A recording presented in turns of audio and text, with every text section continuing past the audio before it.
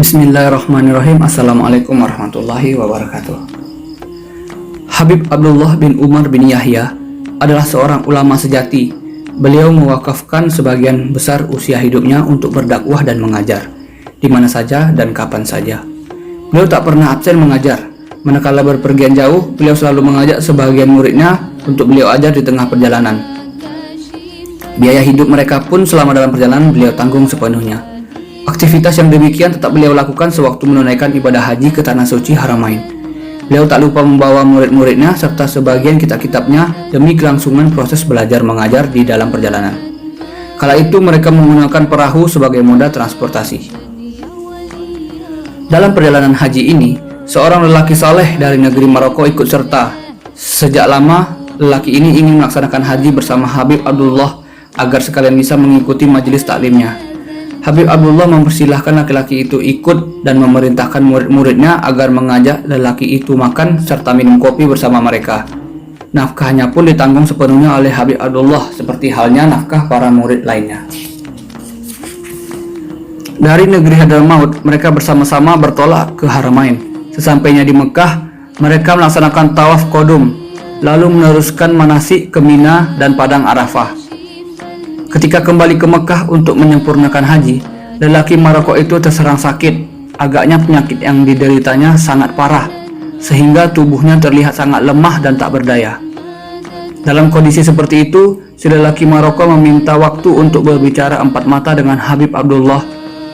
Dengan penuh kearifan, Habib Abdullah memenuhi permintaannya. Habib Abdullah meminta semua orang pergi dari tenda. Sewaktu hanya tinggal mereka berdua di dalam tenda, lelaki Maroko itu mengeluarkan sebuah lampu dan berbisik kepada Habib Abdullah, "Tuanku, sesungguhnya aku melihat Anda mempunyai tanggung jawab nafkah yang begitu banyak. Apabila Anda butuh sesuatu, nyalakanlah lampu ini. Sesungguhnya di dalam lampu ini ada jin yang bersedia mengambilkan harta mubah dari lautan lepas untuk Anda." Habib Abdullah menerima pemberian itu sembari menampakkan perasaan senang dan mengucapkan terima kasih agar hati lelaki itu merasa lega. Tak lama kemudian, si lelaki Maroko meninggal dunia karena sakitnya. Habib Abdullah kemudian melemparkan lampu itu ke tengah tumpukan barang-barangnya. Suatu kali Habib Abdullah ingin menguji kebenaran cerita lelaki asal Maroko itu. Beliau memungut lampu pemberiannya itu dari tumpukan barang-barangnya, lalu menyalakannya di tempat yang sunyi. Tak lama kemudian terjadilah keajaiban. Dua sosok jin muncul di hadapan Habib Abdullah, dan mereka langsung memberi hormat kepada Habib Abdullah dan berkata, "Sebutkan permintaan Anda, sesungguhnya kami tak tahan dengan panasnya nyala lampu itu." Habib Abdullah memberikan perintah kepada mereka, "Ambilkan harta-harta mubah untukku." Lalu kedua jin itu dengan seketika menghilang dari hadapan Habib Abdullah. Sejurus kemudian, mereka muncul lagi dengan membawa peti yang terikat rantai. Peti itu terlihat basah oleh tetesan air laut. Kedua jin itu membuka peti itu di hadapan Habib Abdullah, dan terlihatlah kepingan uang dinar dalam jumlah yang sangat banyak. "Tutuplah kembali peti itu dan kembalikanlah ke tempatnya semula," perintah Habib Abdullah. Setelah kedua jin itu menghilang, Habib Abdullah mematikan lampu ajaib dan melemparkannya kembali ke tumpukan barang-barangnya. Beliau pun tak pernah menceritakan peristiwa ini kepada siapapun.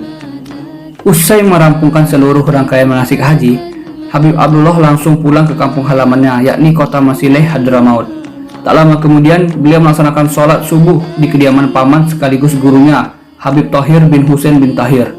Setelah salam, Habib Abdullah hendak bersalaman dan mencium tangan Habib Tahir. Akan tetapi waktu itu Habib Tahir menolak sembari memarahinya. "Leluhur kita tidak akan ada yang mau memanfaatkan lampu semacam itu atau mengamalkan wirid-wirid untuk tujuan seperti itu. Mereka hanya mengamalkan ucapan dan perilaku baginda Nabi Shallallahu Alaihi Wasallam setapak demi setapak." Mendapat cibiran dari pamannya, Habib Abdullah langsung pulang ke rumahnya. Beliau mengambil lampu pemberian lelaki Maroko, lalu memecahkannya dengan kedua buah batu. Setelah lampu itu hancur berkeping-keping, beliau segera kembali ke rumah pamannya untuk bersalaman. Kali ini Habib Tahir mengizinkan Habib Abdullah mencium tangannya. Beliau sebenarnya tahu bahwa keponakannya itu tidak akan pernah menyalahgunakan lampu ajaib itu. Akan tetapi beliau lebih senang bila lampu itu dimusnahkan, agar kelak tidak dimanfaatkan oleh orang-orang yang tidak bertanggung jawab. Belakangan Habib Abdullah bin Umar bin Yahya menjadi ulama fikih yang produktif menulis.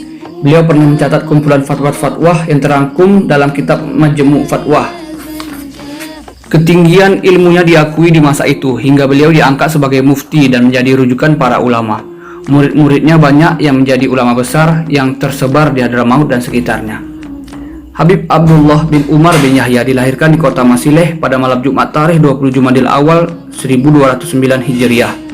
Beliau tumbuh besar di bawah asuhan ayahanda yang mulia dalam lingkungan keluarga yang mencintai ilmu pengetahuan, dan dalam usia yang masih belia, beliau telah menghafalkan Al-Quran. Mula-mula beliau menimba ilmu kepada kedua pamannya yang merupakan orang-orang besar di masa itu, yakni Al-Alamah Al-Habib Abdullah bin Husain bin Tahir, penulis kitab Sulam Taufik yang sangat familiar di Indonesia, serta Al-Alamah Al-Habib Tahir bin Husain bin Tahir, penulis kitab Maslakul Qarib. Di bawah didikan Habib Tahir inilah Habib Abdullah membaca karya-karya besar seperti Al-Mughni, Syarah Irsyad, dan lain-lain, hingga nyaris menghafalkan semuanya. Pada usianya yang masih belum mencapai akil balik, pencarian ilmu diteruskannya kepada ulama-ulama yang lain. Di antaranya adalah Habib Abu Bakar Aidid, Habib Alwi bin Segaf bin Muhammad As-Segaf, Al-Kutub Kamil Habib Hasan bin Saleh Al-Bahar, Al-Kutub Kabir Habib Ahmad bin Umar bin Sumaid, dan beberapa ulama lainnya. Melihat potensi kecerdasan dan ketekunan Habib Abdullah bin Yahya, para guru itu pun memerintahkannya untuk mengajar dan berdakwah. Di luar Hadramaut, Habib Abdullah bin Yahya mendapat julukan Sahibul Baqarah, yang artinya pemilik sapi betina. Ada kisah menarik mengenai asal-usul julukan ini. Dikisahkan bahwa pada suatu ketika beliau berdakwah di negeri India. Di sana beliau mendapati suatu tarikah yang menyimpang dari ajaran syariat. Mereka kerap mengadakan ritual kurban untuk Raja Hyderabad. Habib Abdullah bin Yahya mencela ritual itu dan mengingatkan pengikut tarikah ini agar insyaf. Mereka pun tersinggung dan tidak terima dengan peringatan Habib Abdullah. Pada suatu kesempatan, mereka mengundang Habib Abdullah dalam acara jamuan makan. Mereka menyelipkan racun yang mematikan pada makanan yang dihidangkan untuknya. Habib Abdullah datang dan menyantap makanan yang dihidangkan untuknya. Ajaibnya, beliau tetap sehat walafiat dan tidak terkena efek racun mematikan itu. Konon hal ini dikarenakan beliau mengamalkan anjuran dokter agar banyak mengkonsumsi susu. Raja Hyderabad merasa takjub lalu menghadirkan beliau seekor sapi betina dari jenis yang terbaik kepada Habib Abdullah. Selama hidupnya, Habib Abdullah bin Yahya juga dikenal sebagai sosok pemberani. Suatu ketika, seorang penguasa Yaman yang menyimpan rasa dengki dan dendam kepadanya hendak berbuat zalim kepadanya. Penguasa itu memerintahkan sejumlah tentaranya untuk menculik Habib Abdullah dalam keadaan hidup atau mati. Para tentaranya bahkan diancam akan dihabisi bila gagal melaksanakan tugas. Maka berangkatlah mereka menuju rumah Habib Abdullah demi melaksanakan perintah si penguasa. Sesampainya di depan pintu rumah Habib Abdullah, salah satu dari mereka berteriak-teriak memanggil namanya, serta mengeluarkan kalimat-kalimat ancaman. Mendengar teriakan mereka, Habib Abdullah menemui ibundanya. Beliau meminta restu kepada ibundanya untuk keluar menghadapi mereka. Sang ibunda bukannya merasa keberatan melepas anaknya, malah beliau memarahi Habib Abdullah. Apakah untuk hal seperti ini kamu meminta restu terlebih dahulu? Dulu para sahabat Rasulullah SAW pergi berperang demi mencari syahadah atau mati syahid. Sekarang syahadah itu hadir di depan rumahmu. Keluarlah anakku, bertawakallah kepada Allah yang akan membela agamanya. Dengan keyakinan penuh, Habib Abdullah bin Yahya keluar untuk menghadapi musuh. Ketika mereka telah berhadap-hadapan, ternyata para musuh ketakutan bukan kepalang. Persendian mereka bergetar, kemudian mereka berlarian tunggang langgang. Karisma Habib Abdullah bin Umar bin Yahya telah menciutkan nyali mereka semua.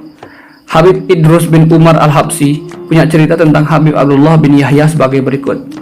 Aku bertemu terakhir kali dengannya pada hari Sabtu 20 Muharram tahun 1265 Hijriah, tepatnya 3 bulan sebelum beliau wafat. Dalam pertemuan itu, aku mendapatkan ijazah. Kemudian aku dan beberapa orang menyertai beliau berziarah ke makam Imam Muhajir Ahmad bin Isa. Kami berangkat dari rumahnya dan melakukan ziarah yang sangat lama, dan dengan membacakan surat Yasin 3 kali dan disertai niat yang sangat banyak, baik khusus maupun umum. Setelah itu beliau menyebutkan nasab Imam Muhajir yang berujung pada baginda Nabi Muhammad SAW. Kemudian beliau berkata, Imam Muhajir adalah manusia yang paling utama di lembah Hadramaut dari segi ilmu, dari segi ilmu, amal maupun kedekatannya dengan Rasulullah SAW. Salah satu ikrar Imam Muhajir adalah bahwa keturunannya tak akan ada yang pergi ke negeri Irak. Kalaupun ada, tak akan untuk menetap dalam waktu yang lama. Habib Abdullah bin Umar bin Yahya wafat pada malam Senin 20 Jumadil Awal 1265 Hijriah pada usia 56 tahun di kota Masileh. Beliau lahir dan wafat pada tanggal yang sama dan di kota yang sama. Di kota itu pula beliau dimakamkan di samping makam kedua pamannya, Habib Abdullah bin Husain bin Tahir dan Habib Tahir bin Husain bin Tahir. Demikian hikayat yang dapat kami sampaikan. Semoga dengan banyaknya kita mendengar kisah para orang soleh akan menghidupkan hati kita, menambah semangat kita untuk beribadah dan menumbuhkan rasa cinta kita kepada Allah Subhanahu wa taala. Amin amin ya rabbal alamin. Sekian, assalamualaikum warahmatullahi wabarakatuh.